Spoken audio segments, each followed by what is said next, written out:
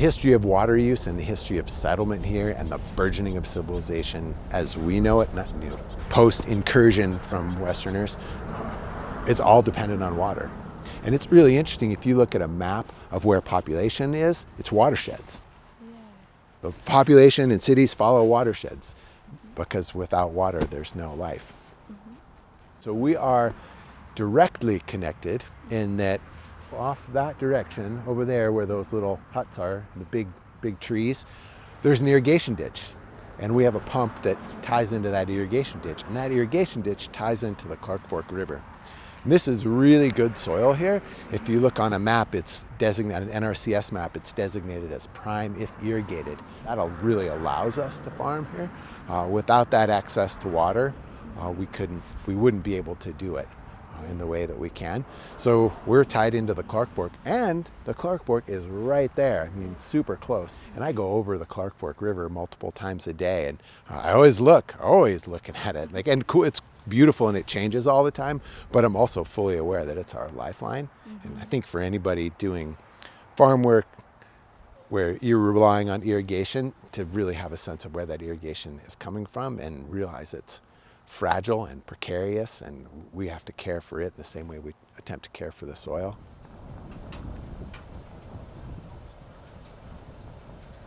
Well, I think we need to pay attention to history. I mean, what you're talking about is stuff that contributes to the water flow, which includes fire and human use, let alone infrastructure that we're building along this. So I think we could learn a lot from some of the stuff that used to happen around here. We try to mitigate all the stuff like floods when floods are part of the natural system, or fires, and fires used to thin out the trees. I've learned to not place the value on the volume of water that I used to.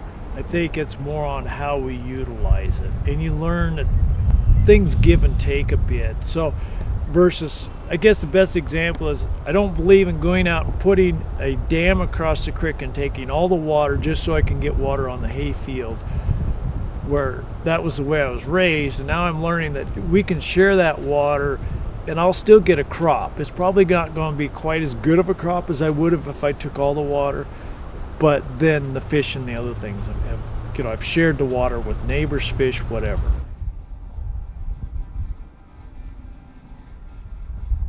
The irrigation you see that goes on around the valley to make ag possible all comes from rivers and streams for the most part, and there's a whole bunch of small dams out there that divert stream flows into ditches and provide the water for ag to work. But all of that infrastructure creates barriers to fish movement and can make it hard for fish to access the places they need to spawn.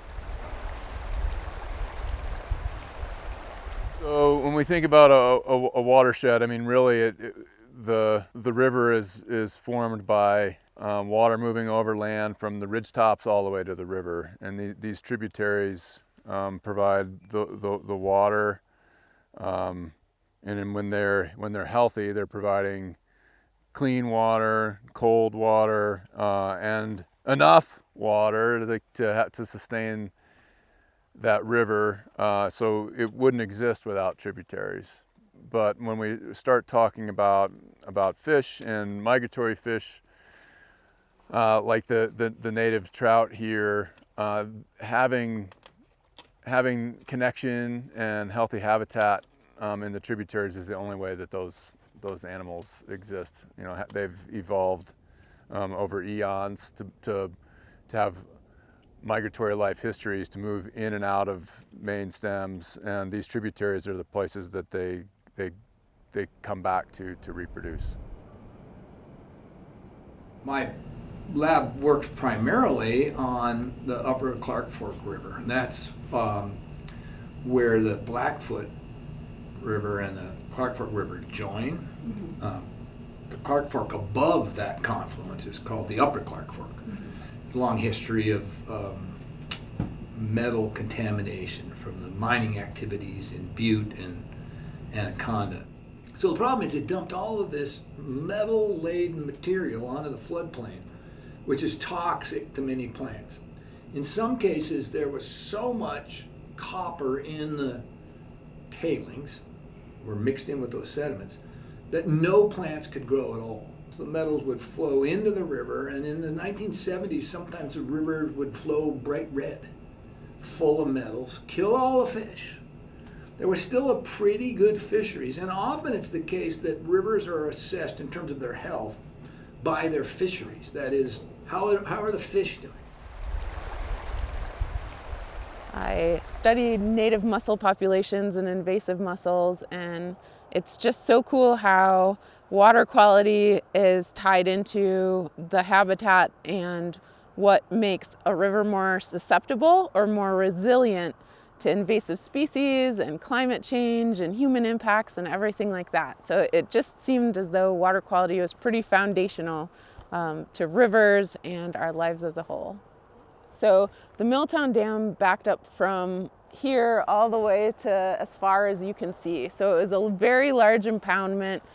The river didn't come through, and that had water quality impacts as well. There were big pike swimming around, so it helped cause different opportunities for invasive species. And then the community really came together and started to advocate for full cleanup. Initial options for cleanup of this area didn't include taking the dam out. They were more limited when it came to how much of the floodplain was restored, and because of a lot of action by folks at the county with the Water Quality District, politicians, the commissioners, University of Montana, citizens, we're now looking at a river we can float through, a river that has ecological significance and value, and that's actually really spurring our economy a lot more now too. You never would have thought that there would be a big music amphitheater looking over the Bonner Mill Yard, or that folks would be floating through where the Milltown Dam used to be.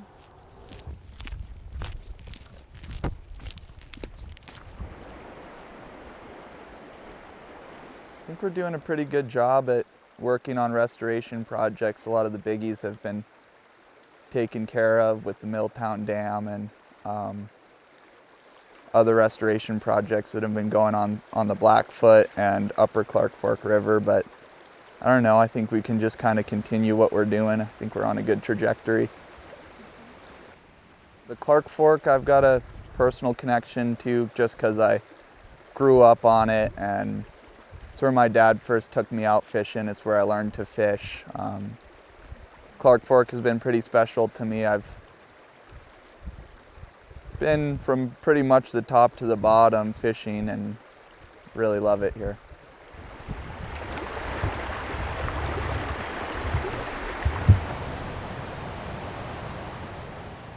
Growing up in Missoula, the Clark Fork was always really important, but education about what the Clark Fork used to represent and what it came to as the largest Superfund site in the nation, there wasn't a lot of info about that. And we were discouraged from swimming in the Clark Fork before the Milltown Dam was removed. I lived in Bonner at the time when the arsenic was found in the wells. I mean, there was real urgency to kind of understand then what is this pollution. But then when I started my research and really learned from the Salish and Pend Oreille about the health of the river prior to westward expansion, I mean, it wasn't that long ago when this was an absolutely pristine waterway. All of the watershed was clean, and the Salish and Kalispel way of living was very sustainable, and there was always regard first for resource, taking care of the resource that takes care of you. I grew up with a very Western science background, so it was always the river is not alive, is what we were taught, and separate. And yet, an indigenous worldview is that it's a relative, the water is a relative, and very much a part of us. Like, we need the river needs us. And kind of those ideas coming together has made the river so much more vital in everything I think about. I mean, I always writing letters about proposed development based on what's best for the river. You know, what can we do to make sure we're protecting the river? But I do love the river and every life that it supports.